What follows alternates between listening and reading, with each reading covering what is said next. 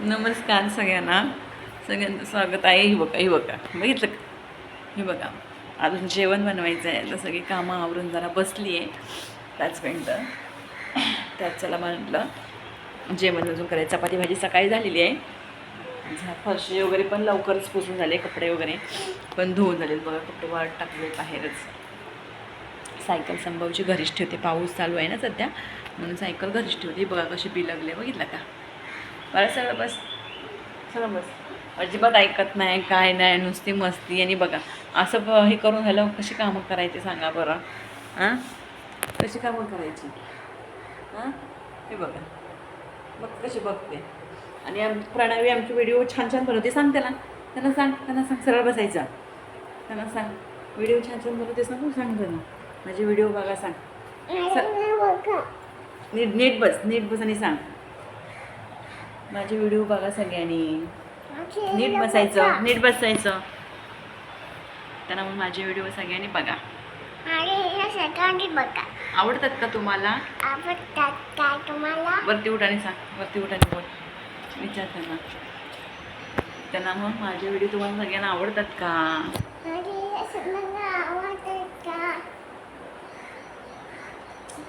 Mamma तुझं प्रेम करते का? मम्मा तुला विचारते, तुझी मम्मा तुझ्या लाड करते का तुझे? करते. आणि तू मम्माला मारतेस ना?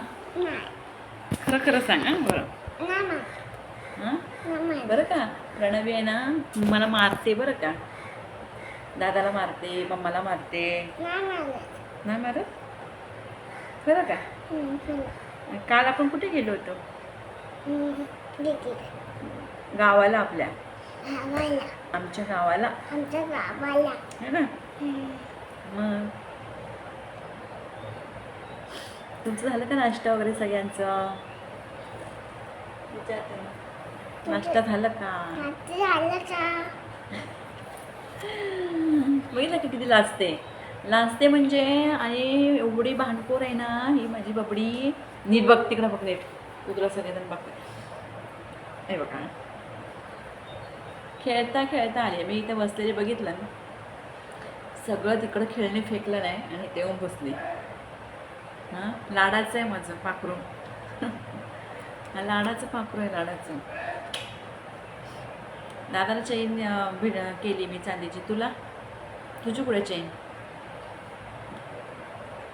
दाखव बरं. सोनीला सोन्याची आवडते बरं का? माझ्या गळ्यात तिची चेन घातली ना मी सोन्याची. तर त्या दिवशी मोठ्या मुलाला चांदीची चेन बनवली. तर तिला म्हटलं ही घे तू चेन. म्हणते नको मला, ही नको. किती चॅप्टर बघितलं का एवढीशी? ही नको मला, तुझ्या गळ्यात आहे ना ती माझी चेन आहे म्हणते. ती आहे की माझी, मला ही कशाला आणलीस? अशी म्हणते. आणि त्याला तशी चांदीची चेन घातली, तशी हिने ही सोन्याची चेन माझ्या गळ्यातली काढून मला ती काढूनच दे. नाही म्हटलं म्हणून रडायला लागली. काढूनच दे मला, घालू दे. थोडा वेळ घातला आणि तासभर, आणि मग परत मला म्हणते घे, अडकते तू घे म्हणून काढून. कारण की मला ही होते ना ही चेन, तिला थोडी मोठी होते. हे बघा 5.5 ग्रॅमची आहे. तिच्यासाठी गेली आहे आणखी ना. हां पण म्हटलं तिला का आता लहान मुलांच्या गळ्यात घालण्यासारखं नाही. आता त्याला पण आहे, त्याची पण आहे. 8 ग्रॅमची आहे मोठ्या मुलाची. हिची 5.5 ग्रॅमची आहे आणि त्याची 8 ग्रॅमची आहे. त्याची अशी गोप टाईप आहे.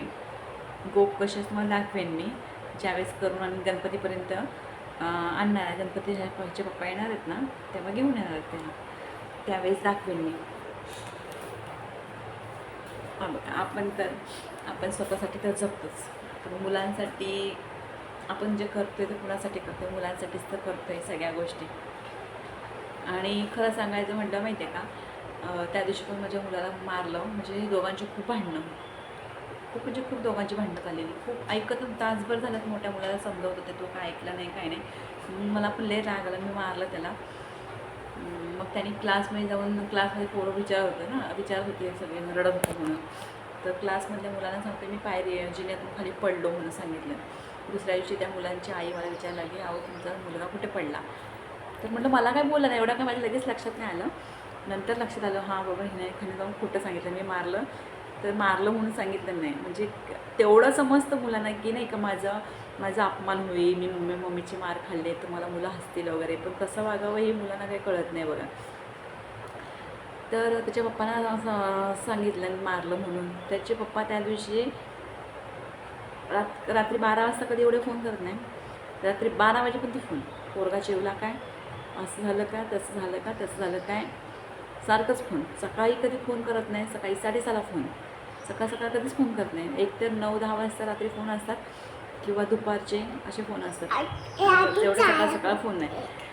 तर फोन आला असं असतं बाबा सकाळी पण, दादा कुठे आहे, जेवला काय, त्याला मारू नको, असं नको, एक बार त्याला उपाशी ठेव किंवा त्याच्याचं बोलू नको, पण त्याला हात नको लावू, पोरांना हात नाही लावायचं.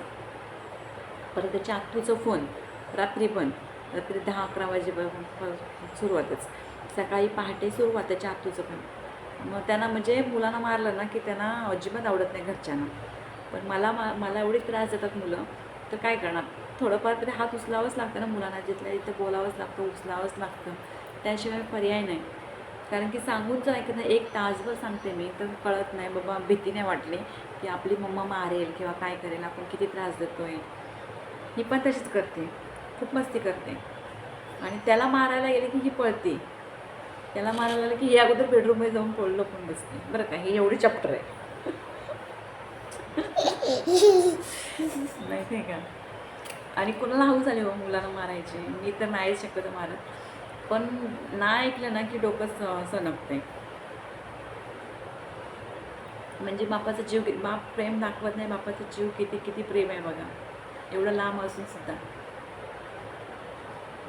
तर चला आता मला स्वयंपाक करायचा आहे, बसल्या म्हटलं चला थोडंसं एक छोटासा ब्लॉग टाकूया, त्यासाठी म्हटलं. आणि सगळ्यांनी छान सपोर्ट करा, जसं आत्तापर्यंत सपोर्ट करतो तसंच सपोर्ट करा. मला कसं माहिती आहे का, सकाळ उठल्या साफसफाई वगैरे, आंघोळे वगैरे सगळं झाले ना तर छान वाटतं. फ्रीज पण मला चमकते, छान दिसतं बघा, कलरच सगळ्यांना आवडला फ्रीजचा. मला तर पहिल्या क्षणी एकदा बघितलं तेव्हा मला आवडला फ्रीज, एवढं भारी दिसते. आणि सगळं घर जरा स्वच्छ असलं की ते भारी वाटते ना. तर चला बाय बाय.